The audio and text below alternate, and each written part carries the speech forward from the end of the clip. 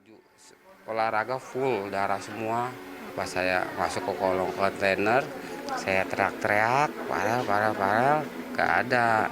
Ya kan saya ngelihat posisi motor yang itu udah begitu, pikiran saya udah yang enggak lah gitu kan. Waduh nggak ada. Nyata anak saya dengar dengar saya manggil ayah, tapi saya nggak dengar, posisi itu rame. Ya anak saya jawab, ayah, aku dengar kok suara ayah, ngapa ayah nggak marahin aku. Farel, siswa SD Negeri 2 Bekasi Kota, Jawa Barat ini merupakan salah satu korban kecelakaan truk kontainer pada Rabu pagi di Jalan Sultan Agung, Bekasi Kota. Farel merupakan satu dari 7 anak yang masih dirawat di Rumah Sakit Ananda. Farel seringkali meringis kesakitan setiap kali sakit di kakinya muncul. Ya, akibat kecelakaan itu, Farel menderita patah tulang pada bagian kaki kanannya. Menurut keterangan orang tua, Farel dan temannya saat itu baru keluar dari sekolah dan sedang menunggu untuk dijemput pulang. Ayah Farel, Andi Fikriyadi, yang hendak menjemput anaknya menceritakan, meski telah mencari-cari Farel di lokasi kejadian, namun dirinya baru bertemu dengan sang buah hati di rumah sakit. Kepada orang tuanya, Farel bercerita saat itu dirinya diselamatkan oleh pengemudi ojek online ke Rumah Sakit Ananda yang berjarak sekitar 600 meter dari lokasi kejadian. Orang tua Farel mengatakan pasca kejadian anaknya mengalami trauma dan meminta untuk pindah sekolah. Tadi udah bilang saya mau pindah ya sekolah karena apa? Dia nggak jelas.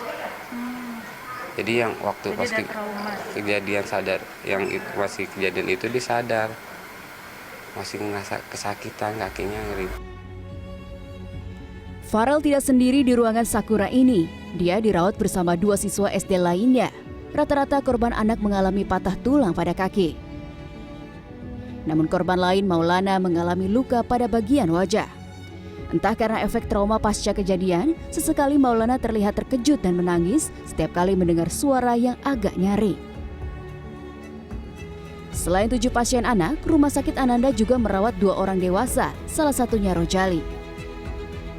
Rojali merupakan sopir mobil box yang terekam kamera sempat melambatkan mobilnya di sekitar kejadian untuk menyaksikan kejadian, sebelum akhirnya tower layanan jaringan di area itu menimpa mobil boxnya.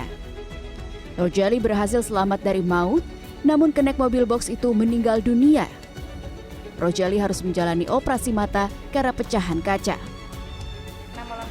Manajer Humas Rumah Sakit Ananda menyatakan total ada 23 korban yang sempat dilarikan ke RS Ananda pada Rabu siang. Hingga Kamis siang, 3 pasien di Ananda dinyatakan meninggal, 9 masih menjalani perawatan dan 11 diantaranya sudah pulang. Luka ringan gitu. Jadi mereka boleh pulang. Yang dirawat itu karena mereka harus diobservasi, ada 4 lainnya itu harus dilakukan tindakan operasi. Terkait biaya pengobatan, berdasarkan keterangan keluarga korban, biaya rumah sakit sebagiannya akan ditanggung Jasara Harja, yakni sebesar 20 juta rupiah. Sementara untuk sisa biayanya belum diketahui apakah akan ditanggung keluarga atau dilimpahkan ke BPJS. Selain santunan, pihak keluarga berharap pemerintah Kota Bekasi dapat mengevaluasi keamanan di sekitar area sekolah. Menanggapi hal ini, Gubernur Jawa Barat Ridwan Kamil yang mengunjungi korban pada Kamis siang menyerahkan evaluasi keamanan ini ke PLT Wali Kota Kota Bekasi, Tri Adianto Cahyono. Ya, pasti itu dilakukan khususnya sekolah-sekolah yang nempel di jalan besar ya. Kalau sekolah di daerah komplek relatif kan resiko lebih kecil. Tapi kalau di jalan-jalan besar seperti ini, akan kejadiannya saat jam istirahat, anak-anak jajan di luar dan sebagainya. Nanti tentu Pak Tri yang akan melakukan respon. Terima kasih.